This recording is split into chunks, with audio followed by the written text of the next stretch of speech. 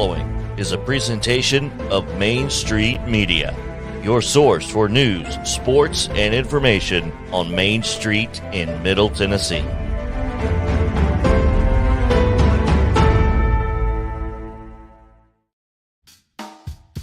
It's time for Casey's Take on Sports, presented by Dixon Medical Associates. Now, here's a man who always has a take, Casey Patrick.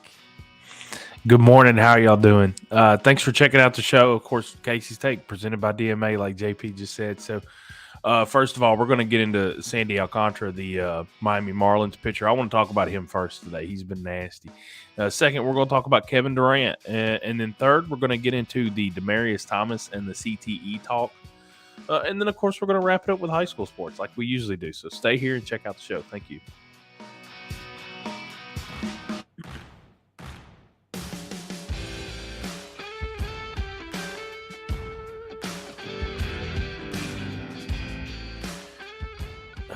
The other day I was I usually sit up at night and I try to think of what talking points I'm going to use for Casey's Take, and my camera is just a hair high there. I was watching the other night when I was trying to come up with these talking points. I've got this. I'm trying to get my glasses straight. I've got this Google sheet that I put all of my talking points on. So JP, the producer, knows what we're, kind of looking at, and we kind of figure out what we want to talk about. But I was watching YouTube the other night, and it was the highlights from the Marlins game against the Angels. It was the Angels. I almost forgot. And I don't really know why I clicked on that particular highlight, because I don't really care much about the Marlins or the Angels. But I noticed in the thumbnail of the YouTube video that Sandy Alcantara was pitching, and I've seen him pitch a few times this year, and he's probably the best pitcher healthy right now. He's got DeGrom-like stuff, and he goes pretty far into games. He has been. I want to say, if you look at WAR, which is wins above replacement, it's kind of a newer metric that a lot of statisticians are using. Statisticians, I don't even know how to say that word. But as far as WAR goes, Sandy Alcantara has the highest WAR, I think, in the National League.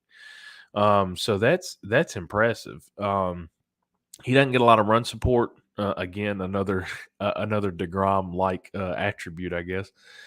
But I just wanted to talk about him because I know that most of the people that watch this show, they probably know that I'm a Braves fan. I'm a Titans fan. There are certain players that we all know, and if you watch this, I talk about them a lot, whether it's Derrick Henry or Ronald Acuna Jr. or John Morant. It doesn't really matter. There are a few, and you have to excuse me if I keep opening my eyes real wide. I've got something in my eye. I like to talk about must-see TV, and Sandy Alcantara is it. Now, I know a lot of you get bored with baseball. You don't like sitting there watching it, and that's fine. You do whatever you want. I don't really care. But if you get the urge to watch some baseball one day, and Sandy Alcantara's on television, I'm telling you, you're gonna want to sit down and watch this kid pitch. He's kind of built like DeGrom, tall, lanky kid. He's been nasty since he got in the league, but now he's getting to the point where against the Angels the other day, his 100th pitch was 100 miles an hour. He's throwing, I don't even know if they're four-seamers, but he's throwing fastballs that they might be two-seamers because the way they move, they're moving, they're electric. The RPMs have to be out of the roof. He's got the velocity. He's hitting his spots. He's like I said, he's always been nasty, and he threw upper 90s with really good stuff. Good changeup. I think he threw a changeup the other day against the Angels that was like 93 miles an hour. He threw a changeup and it was 93, which is kind of depressing because I don't know if I ever threw 93 in my life, and it certainly wasn't a changeup.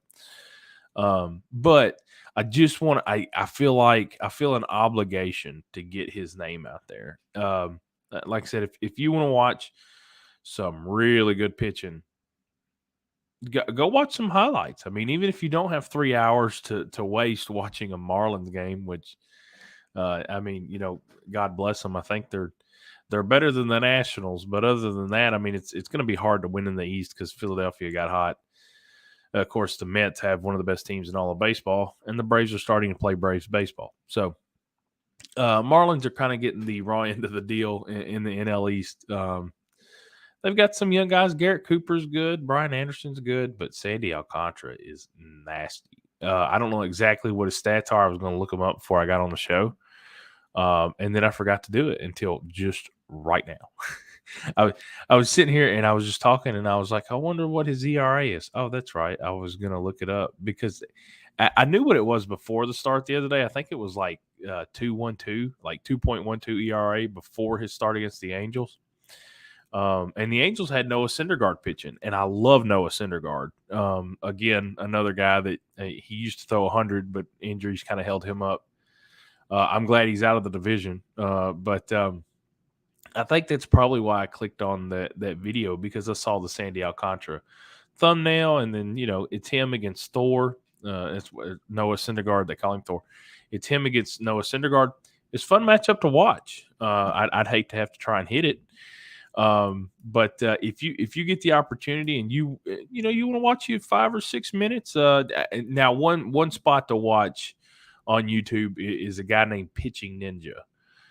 Follow him on YouTube. Go watch some of his videos. Real laid back guy. He likes to talk about pitching. He doesn't, and he'll tell you, he's like, so and so, you know what? They might have had a rough start. They might have gave up a few runs, but we're going to show them today because they got nasty stuff. And I like it. I like the way he does his show. So go check out Pitching Ninja.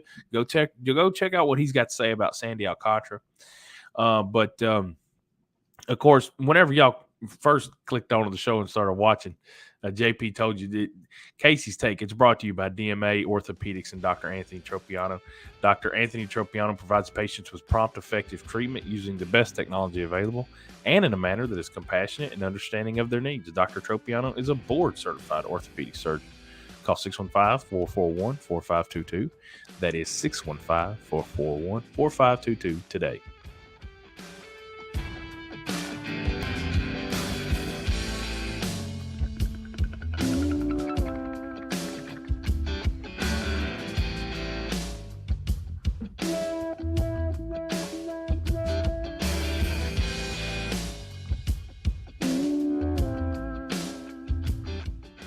At Dixon Medical Associates, your health is our number one priority. With over 40 providers, our goal is to bring excellent, convenient, and comprehensive medical care to our community.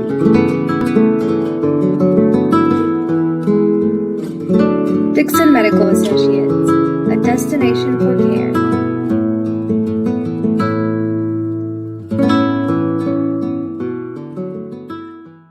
Are you an enthusiastic sports fan? Want to have fun and get in on the action? Heck, yes. That'd be awesome. Have great attention to detail? Want to stay active? Definitely. Want to give back to the student athletes in your community? Obviously, yes. Then you'd make an excellent high school sports official. We need more officials in Tennessee. Because with no high school officials, there are no high school sports. Sign up today at highschoolofficials.com.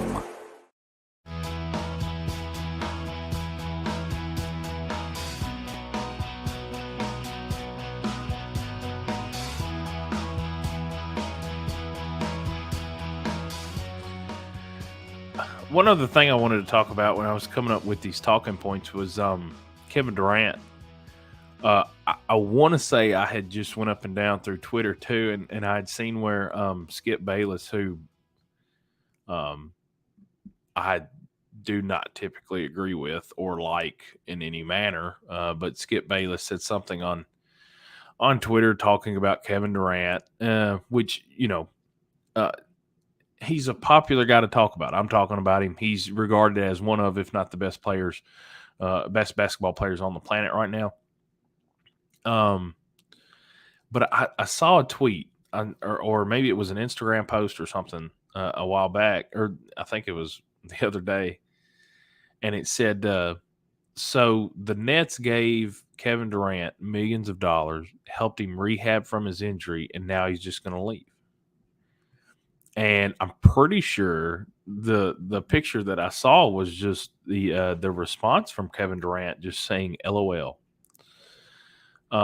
Now, obviously, there's like 14 sides to every story, and everybody knows that. Everybody's got a different opinion of the way that things happen, or a different recollection of how things went down exactly. I'm not going to speak about that. I don't know what happened behind closed doors, and I'm not even going to try to guess, But there is a little bit of truth to that as far as Kevin Durant taking a lot of money and then just deciding he doesn't want to be there.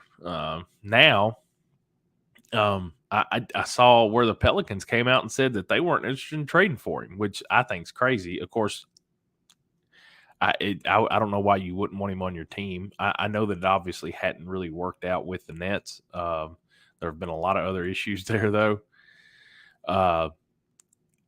The Warriors have shown up as a team that could trade for him, but I tell you what, I saw a trade package for him. Somebody said that the Warriors would have to get up.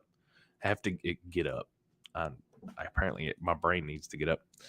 The Warriors would have to give up Jordan Poole, Jonathan Kuminga, James Wiseman, and Andrew Wiggins.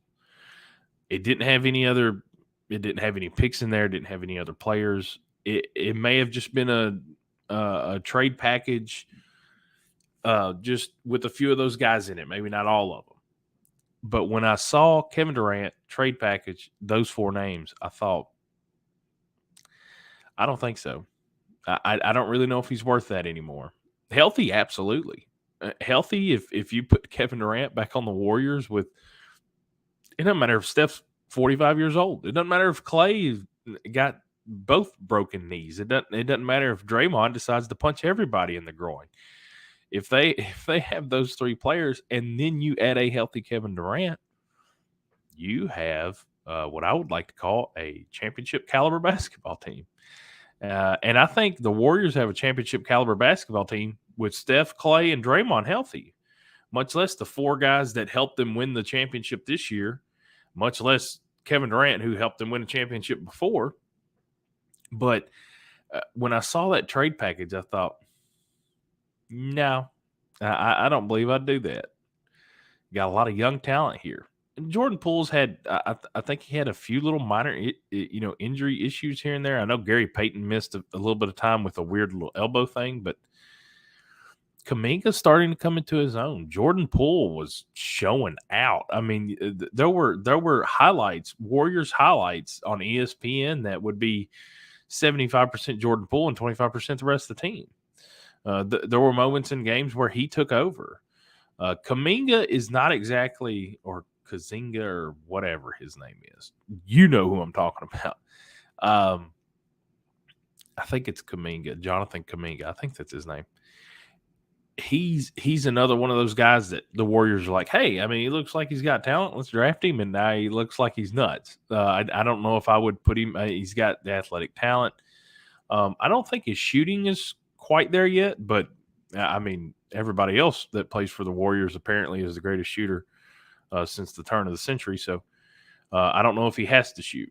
And then who is Wiseman, James Wiseman. I know that he's played about probably as many games as Kevin Durant has over the past year or so. I'd like to see what James Wiseman could do healthy, especially with a healthy Warriors lineup. I think that would be fun. But other than him, I mean, the rest of that group has been fairly healthy, and Kevin Durant just hasn't been. Kevin Durant's been riddled with injuries. I don't want to say that the Nets Warriors are Nets. What is wrong with my brain?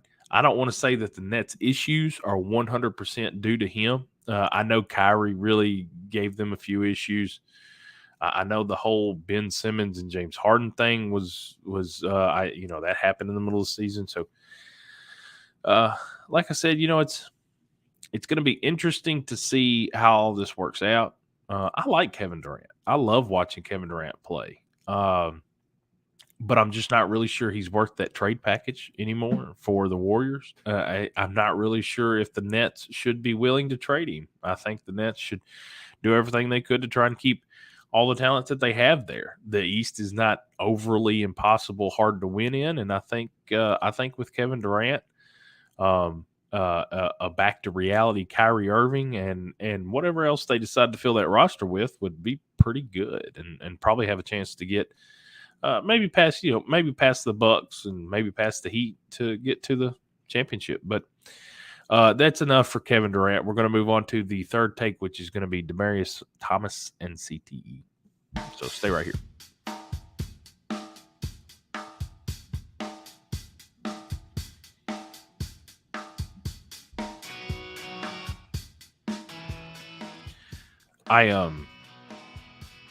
I saw, first of all, I'm going to say, rest in peace to Demaryius Thomas. I know that it's got to be. I know that it's hard to lose people in your life, So to his family, I don't want people to think that Demaryius Thomas was just a football player. I know that he was. I know he was a loving son, and he was a family member, and to a lot of people that were close to him, he was always kind of described as being a really wonderful person, and I hate that from not now on, but at least for the time being, when people bring up Demaryius Thomas's name, it's going to be kind of riddled with that CTE thing, which is a very dark elephant in the room, because the NFL is scared to bring it up. Of course, we had a movie a few years ago with Will Smith, who played a young doctor that found CTE, and I don't know the name of that movie. I don't know the name of the doctor. Sorry, but CTE is something that it's going to have to start being taken seriously in the NFL. I know Frank Wycheck, who, if any of you are Titans fans like I am, and you're from around this area, you love Frank Wycheck. I grew up watching Frank Wycheck. I had one of those old red Tennessee Titans Frank Wycheck jerseys, and I love that thing. I wish I could find it. But he was on the radio. This was years ago, and he said that he was beginning to experience symptoms of CTE, and he said it scared him. And I'm sure Demaryius Thomas feels the same way. Des Bryant came out, and when he saw the news of Demaryius Thomas, he tweeted out, rest in peace and a lot of stuff like that. But he also said that he knows that the NFL knows that CTE is a problem. And you have grown men that run faster than average, and they're bigger than average, and they're stronger than average, much stronger and much faster, much bigger than average, and they're running into each other using a helmet as a weapon. And we've seen it with Junior Seau. We've seen it with some other athletes already. This CTE thing is real. And I guess the one of the other hard things about the whole discussion, and I'm not going to call it an argument. It's not an argument. People are getting hit in the head, and it's ruining their futures. There's no argument there, but there is a discussion on how it needs to be treated. And I like the fact that the college game added the ejection rule for targeting. The problem with the ejection rule for targeting in college football is it's very arbitrary and opinionated, and it just seems like it's how much the ref likes you that day. It's not very consistent from game to game or from conference to conference. Of course, the NFL, I don't think the NFL really cares one way or the other if you use your head to bash somebody else's head in with or not. It's how much money you bring them. American capitalism, that's how that works. It's all about money. But this is something that if you're my age and younger, CTE is something that is going to be a part of sports, especially football, forever, for the rest until they start playing 7-on-7 two-hand touch football. It's just going to be something that is always brought up. It's going to be something that should be brought up. It's going to be something that needs to be at the forefront of doctors' attention, team's attention. The players.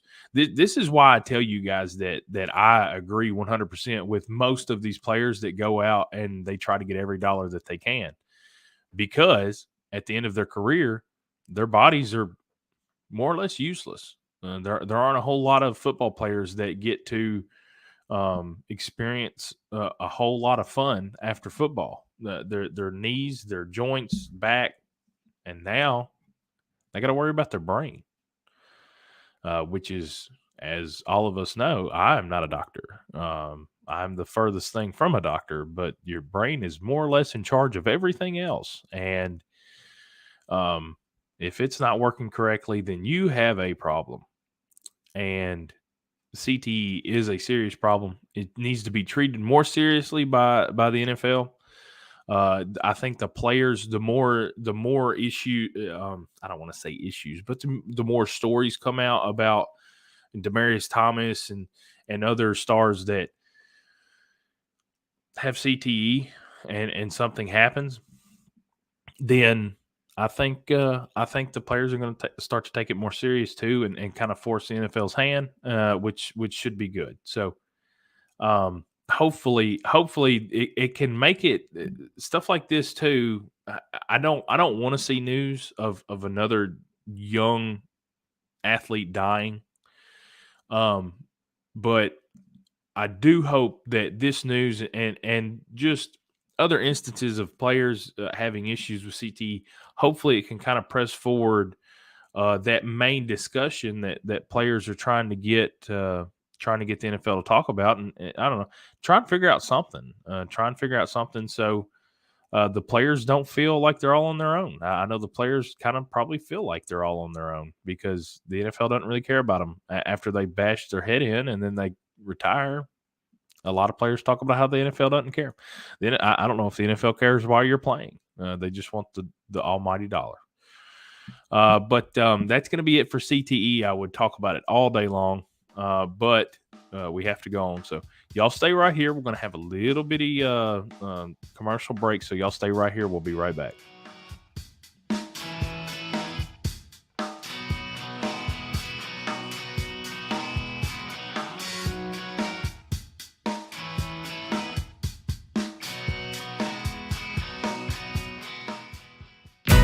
Here at Dixon Medical Associates, we've got you covered from neck to toe.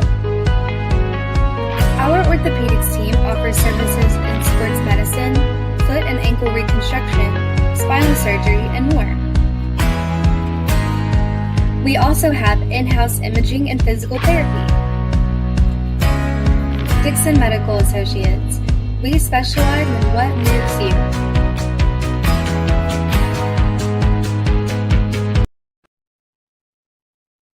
A game without a crowd is just a scrimmage.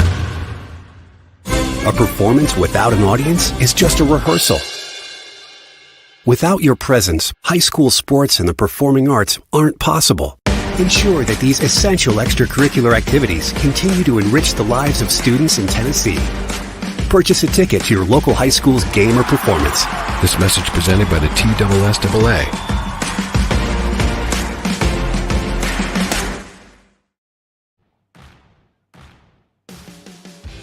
And now don't y'all forget, Casey's Take is brought to you by DMA Orthopedics and Dr. Anthony Tropiano. Dr. Anthony Tropiano provides patients with prompt, effective treatment using the best technology available and in a manner that is compassionate and understanding of their needs. Dr. Tropiano is a board-certified orthopedic surgeon. Call 615-441-4522. That's 615-441-4522 today. I'll get that phone number right before too long. It is right there on your screen, though, so make sure if you're watching, just pay attention to the number on there. Give Dr. Tropiano a call for me. I got a call from the bill collection people this morning from DMA, so I gotta go see them myself. So maybe I'll run into Doc and say hi. But we've got some high school sports, not a lot right now with the dead period, which is great.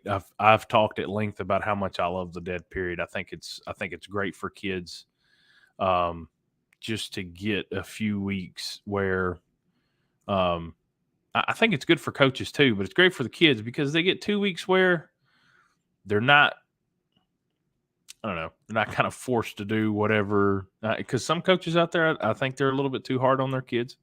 They expect too much commitment, if that is a thing. I don't know. Sometimes I just feel like you can burn yourself out. And I think the dead period's pretty good. So I will say,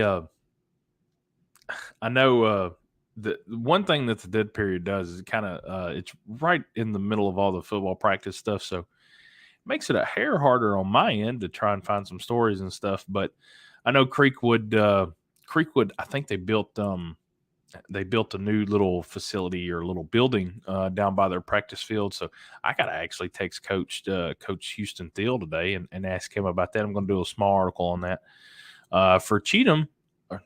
Let's see. No, not Cheatham. For Dixon, I'm getting the all-county softball team put together today. You'd think with the this dead period, I would know what's going on, but I still can't seem to get it all right. But now for Cheatham, I just sent a list of questions to Ty Tomlin, the local boxer from Cheatham County. I'm going to ask him some questions. He did lose his last fight, and I told him I wanted to talk to him about that and try to get an article done just to kind of show people what it's like from the other end of it. Because I think he was 14-0 going into this fight, and he's going to be 14-1 going into his next one. So definitely a little bit different. So it's gonna change a little bit. Also, Harpeth had a young man, Walker Rushing, signed the other day. Where did he sign with? Somebody told me. I don't think it's Nazareth or Nazarene, Trevecca Nazarene. I don't know why I thought that. I can't remember where he signed, but my photographer from Cheatham, Bill Clark, sent me a text yesterday and told me that he signed. He saw it on Facebook. So we're going to have that for the Cheatham County Exchange as well. Let's see. We've got some stuff in the works. This is something I've been meaning to tell you guys and girls about. And this is going to be my last little thing. I'll let all of you go. My boss, the owner of the company, Dave Gould, he sent me, I want to say it was an email about a month ago. And he asked me if I thought it would be a good idea to kind of build a small area in our new office where I could